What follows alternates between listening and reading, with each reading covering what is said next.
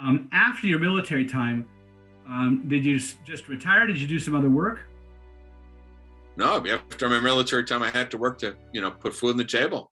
We ended up going back to New York. And before my marriage, dissolved, I worked downtown in New York City. Used to take the train from Long Island to New York City, took the buyout back in 92. I joined the New York National Guard, made some good friends there, communications unit. Off the top of my head, I forgot the name of the unit, but I could look it up. And I basically had a chance to, bite my tongue and went through several jobs actually after I got off active duty before I finally settled into working at IBM AT&T in the late 90s, where we actually had to move from New York. We went to Tampa for a while, and then we ended up in Chicago, as you probably could imagine. I've been here ever since. How was that process for you transitioning back into the civilian world? Very difficult, because everything I was prepped mentally for and otherwise was to be in the military. I used to love my time in the National Guard and in the reserve units, because to me it was my escape. It was my comfort zone. But I gave it up for my family, and basically, once you go out, you can't come back in easily. And nor at the time I didn't want to, because I needed to be there for my son, either with him when our family was together, or basically when the family came apart. Any mentors or any guidance you would give to someone who's transitioning back to civilian, that road back?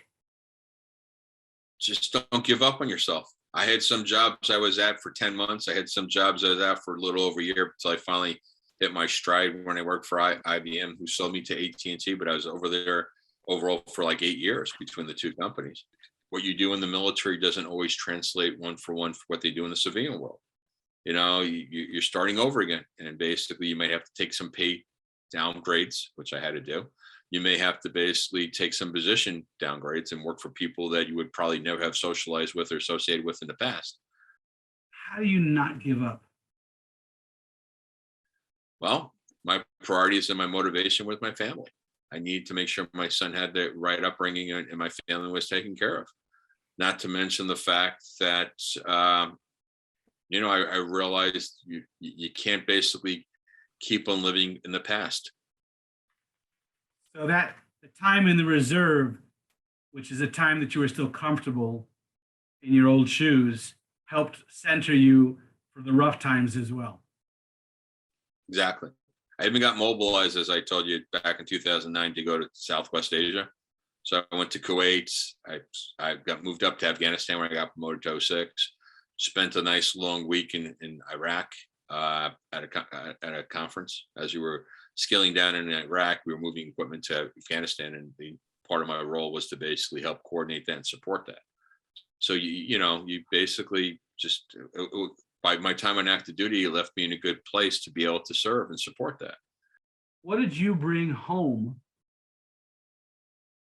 from all of that experience that you now given over to the next generation or to the people around you? Well, one of the things that kind of stick in my mind is, and I hate to quote Shakespeare because I'm really not a big into Shakespeare, nor his beliefs, but he kind of had something in Hamlet, Act 2, Scene 3, that kind of sticks by me. This expression, "To thy own self be true," and even though it was made for a play, but that really is true about life. You got to be true to yourself. And if you have high moral standards, and as parents or grandparents, it's something we give to the next generations to make sure they have the high moral standards when that basically comes home to them for themselves being true, that they basically live up to those standards. For me, it was leading by example. To me, it was basically not giving up on others nor myself. To me, it was basically trying to improve myself, but figuring out having to learn how to improve myself.